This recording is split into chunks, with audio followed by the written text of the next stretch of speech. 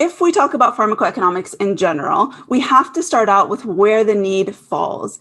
And much of the focus of this topic, or really the necessity for looking at pharmacoeconomics or the economic side of healthcare, is on the topic of resource scarcity and decision-making in general.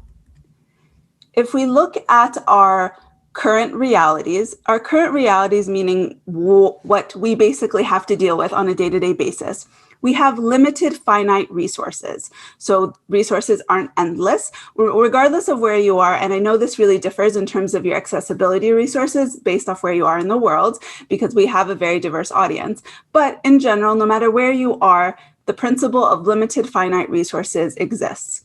But we also have budget constraints tied into that. And we have this whole push towards new innovation, which tends to be costly. And we have high costs in general that is both competing with our budget constraints and the concept of finite resources.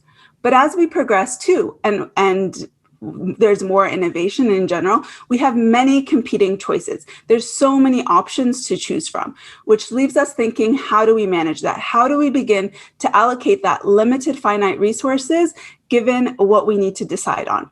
Now, that's where the whole concept of allocation decisions or allocating resources, right? Regardless of in what country you are in, and regardless of how many resources you have, you still have to make allocation decisions, whether you as an individual, as an institution, as a country, that type of thing.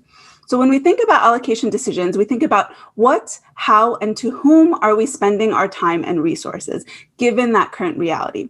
So we answer questions that might seem simple, but are actually very in-depth and difficult to answer sometimes. Questions such as, how much are you willing to pay to solve a problem?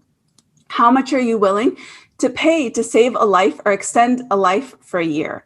These become much more difficult questions to answer.